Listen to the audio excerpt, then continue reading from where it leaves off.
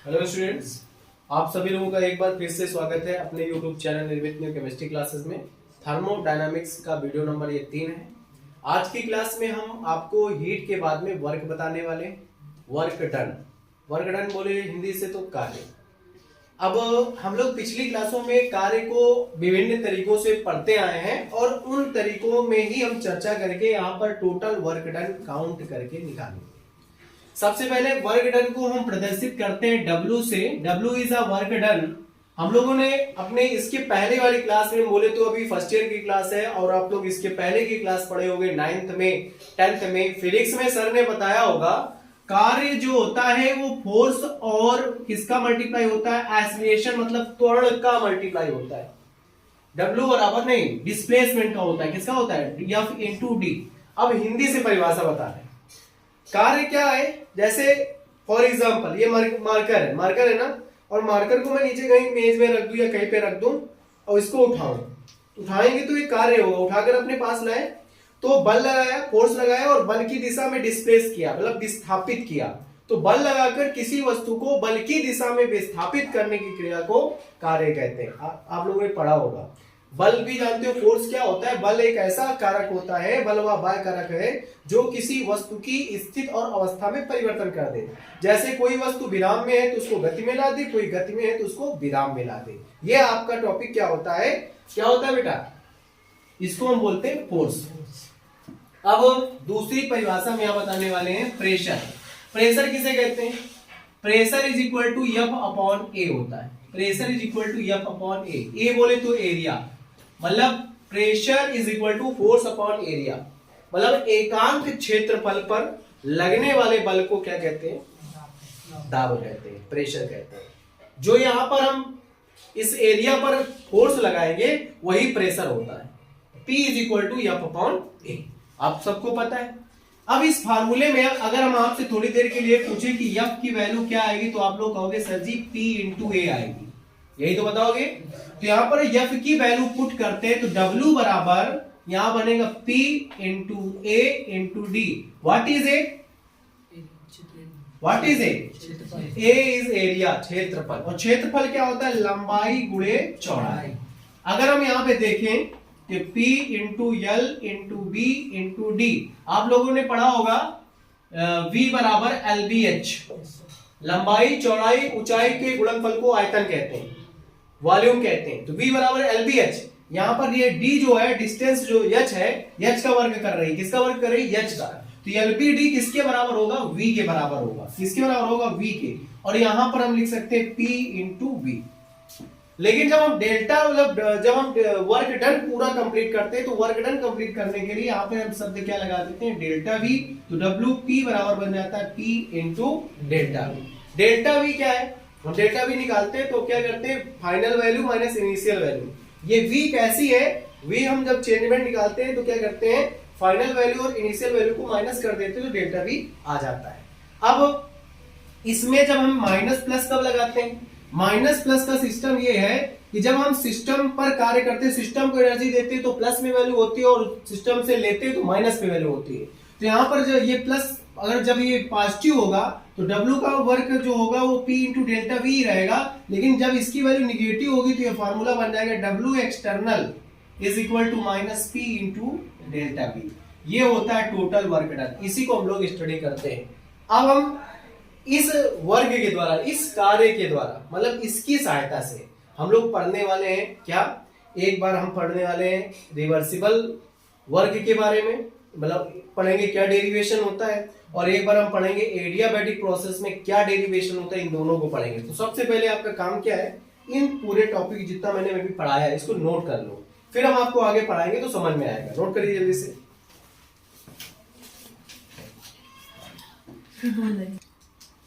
अब हम इसके बाद में W जब निकालेंगे तो W दो प्रकार से निकलता है, एक आइसोथर्मल के लिए निकलता है और एक एडियाबैटिक के लिए निकलता है। आइसोथर्मल समतापी, एडियाबैटिक दोनों के लिए W अलग अलग निकलता है। एक W आपका निकलता है W बराबर -2.303 nRT, क्या निकलता है, nRT log VF upon VI, इस तरीके से आता है। यहां पर ये किसके लिए होता है, आइसोथर्मल के लिए होता है, आइसोथर्मल के लिए होता है। और एडियाबैटिक के लिए दूसरा होता है। तो अभी हम इसको प्रूव करने वाले हैं, किसके लिए? आइसोथर्मल के लिए। तो आपको बता दें, जब प्रेशर वेरिएबल फॉर्म में चेंज होता है, जब प्रेशर चेंज होता है, कहीं प्रेशर कुछ है कहीं प्रेशर कुछ है, प्रेशर जब चेंज होता है तब हम इंट्रीगेशन के फॉर्म में लेते हैं। इसको लिखते हैं इंट्रीगेशन, यहां से होता है VI और यहां पे लिखते हैं VF। समझ रहे हो ना? ये लोअर लिमिट है, ये अपर लिमिट है, ठीक। तो यहां पर क्या लिखेंगे? -P external into delta V. यही तो सूत्र भी लिखवाया था, बस इंट्रीगेशन लगा दिया। जब कब होता है? जब प्रेशर चेंज होता है। अब यहाँ पे हमें करना क्या है? हमें इसको समझना है कि ये कैसे, मतलब यहाँ पे हम इसको सॉल्व करेंगे। तो समाकलन में आप फार्मूला होता है 1 इंटू जैसे dv है या 1 इंटू कुछ भी है। तो यहाँ पर हम फार्मूले में क्या करते हैं कि प्रेशर यहाँ पे डेल्टा वी अपॉन वी की वैल्यू v होती है, log v होती है, इस तरीके से आप लोगों ने पढ़ा होगा। हम इसको चेंज करेंगे, किसमें चेंज करेंगे? इसमें हम लिखेंगे W is equal to, minus हम बाहर करेंगे। हम लोगों ने एक सूत्र पढ़ा है PV is equal to nRT, पढ़ा है ना? यहाँ पर नंबर ऑफ मोल्स कितने मान लेंगे? एक मान लेंगे। फिर चाहे nRT लिए हो तो यहाँ पे P की वैल्यू आएगी nRT अपॉन V, आएगा ही नहीं आएगा? अगर हम आपसे कहें कि इस प्रेशर की जगह एक्सटर्नल प्रेशर की जगह रख दें nRT अपॉन V, कोई दिक्कत? फिर इनटू में क्या है? dv लिखो चाहे डेल्टा v लिखो, बात एक ही है। तो हम इसको समाकलन में dv होता है तो dv लिखे दे रहे हैं थोड़ी देर के लिए। अब यहाँ पे समाकलन का फॉर्मूला होता है dx अपॉन x। मैथमेटिक्स में आप लोगों ने पढ़ा होगा integration dx upon x log x plus c। Integration 1 into dx is equal to x plus c, ये फॉर्मूला होता है। समाकलन में कोई संख्या अगर बटे में होती तो लॉग में चेंज हो जाती है। तो बेटा यहाँ पे देखिए ध्यान से, ये तीनों कांस्टेंट वैल्यू है, मतलब कांस्टेंट मतलब नियत है। जो कांस्टेंट होता है उसको बाहर कर लिया जाता है। तो मैंने nRT बाहर कर लिया। फिर क्या किया? यहां पे बचेगा VI से VF, यहां पर बचेगा 1 बचेगा, इधर बचेगा dv अपॉन v बचेगा। और dv अपॉन v का समाकलन क्या होता है? dv अपॉन v का समाकलन होता है log v। क्या होता है? log v। होता है कि नहीं होता है? अब यहाँ लोअर लिमिट क्या है? VI, अपर लिमिट क्या है? VF। तो आपको पता है जब समाकलन में निश्चित समाकलन होता है, डेफिनेट समाकलन, ये डेफिनेट समाकलन है, तो क्या करते हैं? Upper limit minus lower limit, मतलब अपर लिमिट को पहले रखते हैं, लोअर लिमिट को बाद में। तो यहां पर बेटा W बराबर बनेगा W is equal to minus nRT। जब अपर लिमिट रखोगे यहाँ पे तो यहां बन जाएगा log VF minus lower limit, तो क्या हो जाएगा? log VI। जहां V था वहां VF, जहां V था वहां VI, बस ये upper limit minus lower limit. आप लोगों ने मैथमेटिक्स में एक फार्मूला पढ़ा होगा log m minus log n। तो ये फार्मूला होता है log m upon n। log में जब कोई संख्या माइनस में होती है तो वो अपॉन में चेंज होती है। log में कोई संख्या अगर प्लस में है तो n2 में हो जाती है, log m into n। log में कोई संख्या अगर पावर में है तो पावर आगे आ जाती है, ये चीज आपको पता होनी चाहिए। log में log 10 की वैल्यू 1 होती है और log e की वैल्यू, ये हम जो बता रहे हैं, log e की वैल्यू होती है 2.303 log बेस 10, ये log e की वैल्यू होती है। इतनी चीज आपको तैयार करके चलना है। अब बेटा हम यहाँ W इज इक्वल टू लिखेंगे माइनस nRT। ओके, ये ध्यान से देखो, ये बन रहा है log m minus log n, बन गया। क्या होता है log m minus log n? log m upon m। यहां बनेगा log e छिपा होता है बेस में, लिखो चाहे लिखो, तो log e VF upon VI। अब सर e क्यों लिख रहे हैं? क्योंकि यहां log e की वैल्यू रखनी है। अब बेटा W की जगह W माइनस nRT लिख दिया। log e की पूरी वैल्यू लिखो, क्या लिखोगे? 2.303 log बेस 10 और यहां पे क्या आएगा? VF upon VI। अगर 2.303 को पहले लिख दे तो कोई दिक्कत, क्योंकि इनटू में, तो क्या लिखेंगे? माइनस 2.303, फिर क्या लिखा है?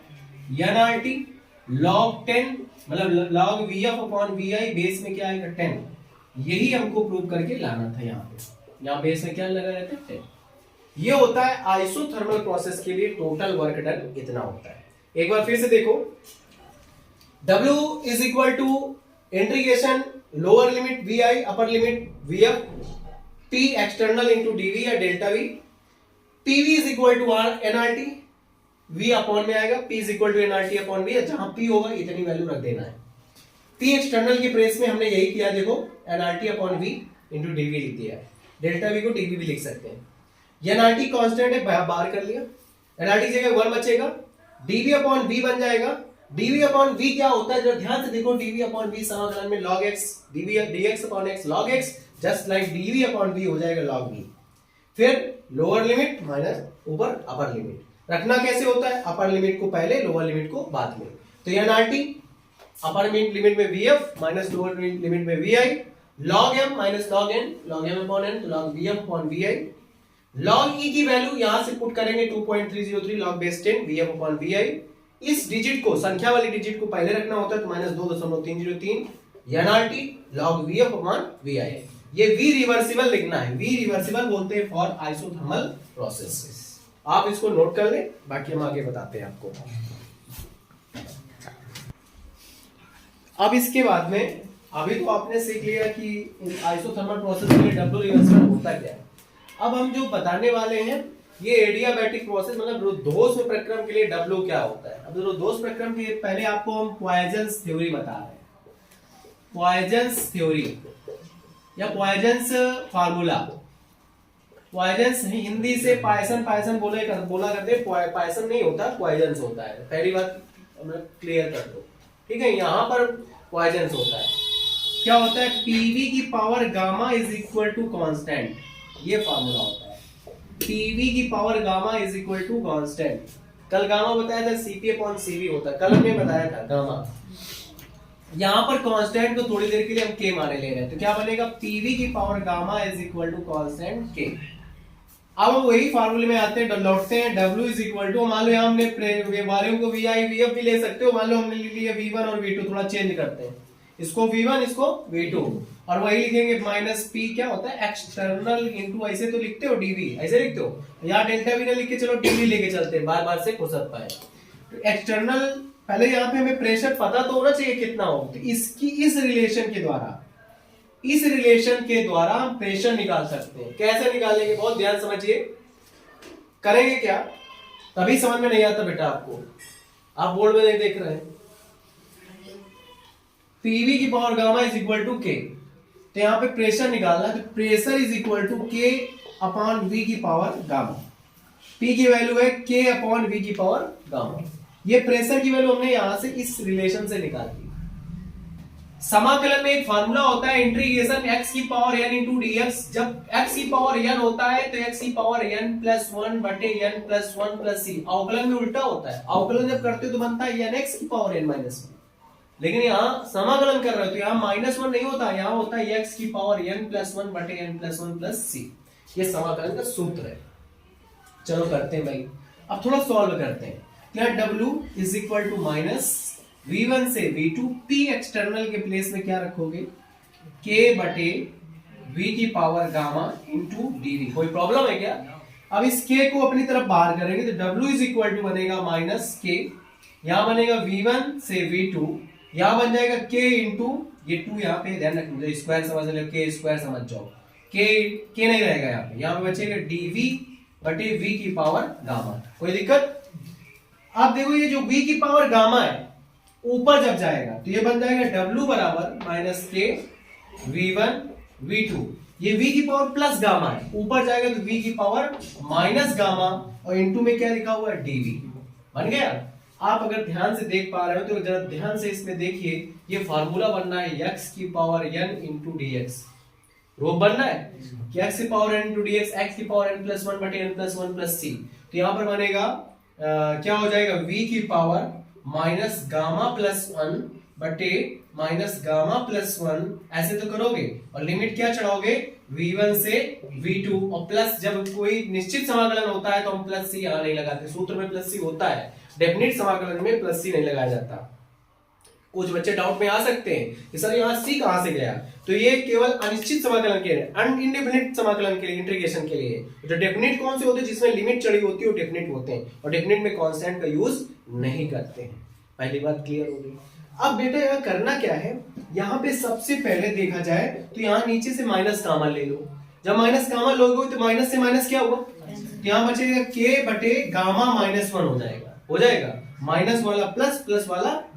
अब अपर लिमिट लोअर लिमिट भूलिए मत, तो यहाँ अपर लिमिट रखो तो v2 की पावर माइनस गामा प्लस 1। अच्छा, माइनस गामा प्लस 1 को हम ऐसे लिख सकते हैं v2 की power minus gamma into v2, लिख सकते हैं। अरे v2 की पावर माइनस गामा प्लस 1 है तो इसको ऐसे नहीं लिख सकते v2 की power minus gamma into v2 की पावर 1। आधार समान हो, गुणे का चिन्ह हो, घाते जुड़ती हैं। मैंने इसको तोड़ के लिख दिया है, कुछ रीजन इस वजह से तोड़ा है। सेम यहाँ पे क्या लिखे v1 की power minus gamma into v1, कोई टेंशन। k का अंदर गुणा करा दे, मल्टीप्लाई करा दे, तो क्या बनेगा w इज इक्वल टू, गुणा कराओ, k v2 की power minus gamma v2 k v1 की power minus gamma v1 upon, यहां पे क्या आएगा, ये गामा है बेटा, ध्यान दीजिएगा, थोड़ा सा ऐसे कर लो, बटे में क्या आएगा गामा माइनस 1। अब यहां पे इस रिलेशन के द्वारा हम एक रिलेशन बना सकते हैं, p1 v1 की power gamma is equal to p2 v2 की power gamma is equal to constant. अब यहां पे देखो ध्यान से, k है तो k में किस वाली वैल्यू को रखोगे, v2 p2 वाली रखोगे, और यहां पे k है तो v1 वाली वैल्यू रखोगे यहां पे। तो क्या से k की वैल्यू क्रमशः रखिए, ये k की वैल्यू ये भी हो सकती है, k की वैल्यू, क्योंकि बराबर है दोनों हो सकते हैं, तो ये वाली पहले वैल्यू रखो, तो w बराबर बनेगा p2 v2 की पावर गामा, कोई प्रॉब्लम है क्या। फिर इंटू में क्या लिखा है, ये पढ़ो क्या लिखा है, v2 की power minus gamma into v2 फिर माइनस k की जगह p1 v1 की पावर गामा, p1 v1 की पावर गामा, और इधर क्या नोट है, v1 की power minus gamma into v1, कोई प्रॉब्लम। अपॉन में क्या आएगा गामा माइनस 1। देखो ये v2 की पावर प्लस गामा, v2 की पावर माइनस गामा, v1 की पावर प्लस गामा, v1 की पावर माइनस गामा, कट गए तो ऊपर क्या बचा, ऊपर बचा p2 v2 minus p1 v1 upon gamma minus 1। बेटा आप लोगों ने एक तो समीकरण ये हो गया, एक समीकरण और हो सकता है, आप लोगों ने पढ़ा होगा PV is equal to nRT, पढ़ा है nRT, PV is equal to nRT, नहीं पढ़ा क्या। अगर यहां से हम वैल्यू रखें तो बनेगा PV is P1 V1 is equal to nRT1, P2 V2 is equal to nRT2, इसको T1 इसको T2, ये दोनों नियतांक हो गए, कांस्टेंट हो गए। तो वैल्यू जब रखेंगे तो दोनों से nR क्या मिल जाएगा, जब इन दोनों पहले nRT2 बनेगा माइनस nRT1 बनेगा, nR जब कॉमन मिलेगा तो फार्मूला बनेगा, हम इस तरफ नोट किए दे रहे हैं, उस तरफ वाला W बराबर यहां बनेगा nRT2 माइनस nRT1 बटे गामा माइनस 1, दोनों से nR कॉमन लेंगे तो W is equal to nRT2 minus T1 upon gamma minus 1। ये एडियाबैटिक प्रोसेस के लिए, एडियाबैटिक प्रोसेस के लिए क्या होता है, फार्मूला टोटल वर्क डन होता है। ये इस तरीके से हम इसको प्रूव करते हैं। एक बार फिर से देखिए, पॉइजन्स फार्मूला, पीवी की power gamma is equal constant, constant को k माना, पीवी की power gamma is equal to k, w is equal to minus integration v1 से v2 p external into dv, right. p external is equal to, यहां से बनाया relation v upon में जाएगा, then p is equal to k upon v की power gamma, यहां k v की power gamma into dv। जो नीचे संख्या होती है तो हमने क्या किया, k को बाहर किया, माइनस पहले से लगा था, dv अपॉन v की पावर गामा, जो नीचे संख्या होती है ऊपर जाने पे वो माइनस में हो जाती है, v की power minus gamma into dv। ये फार्मूला था x की power n into dx, x की पावर n प्लस 1 बटे n प्लस 1, तो v की power minus gamma plus 1 minus gamma plus 1, v1 से v2 लिमिट चढ़ा दी, नीचे से माइनस गामा लिया, माइनस से माइनस कट किया, k अपॉन गामा माइनस 1। यहां पर हमने क्या किया, अपर लिमिट को पहले रखा तो v2 की पावर माइनस गामा प्लस 1, इसको दो बार तोड़ के लिख दिया, v1 की पावर माइनस गामा प्लस 1, तो इसको दो बार तोड़ के लिख दिया, फिर k का अंदर गुणा करा दिया, तो k का अंदर गुणा करना ये बना, फिर k की वैल्यू यहां से इस जगह से जहां v2 था वहां v2 की वैल्यू रख दी, जहां v1 था वहां v1 की वैल्यू, जहां k था ये वैल्यू, जहां k था ये वैल्यू, बगल में देखा ये प्लस और ये माइनस कट गया, बगल में देखा ये प्लस ये माइनस कट गया, तो यहां p2 v2 बचा, वहां p1 v1, तो p2 v2 minus p1 v1 upon gamma minus 1। हम लोगों ने ये फार्मूला पढ़ा है, pv is equal to nRT, then relation बनेगा p1 v1 is equal to nRT1, p2 v2 is equal to nRT2, यहां वैल्यू रखेंगे तो nRT2 p2 v2 की जगह nRT1 बटे गामा माइनस 1, दोनों से nR कॉमन मिलेगा, t2 माइनस t1 बटे गामा माइनस 1। एडियाबैटिक प्रोसेस के लिए रिवर्सिबल टोटल वर्क डन यही होता है। तो आज की क्लास में इतना रखते हैं, बाकी मिलते हैं नेक्स्ट क्लास में नेक्स्ट वीडियो के साथ में, तब तक के लिए धन्यवाद।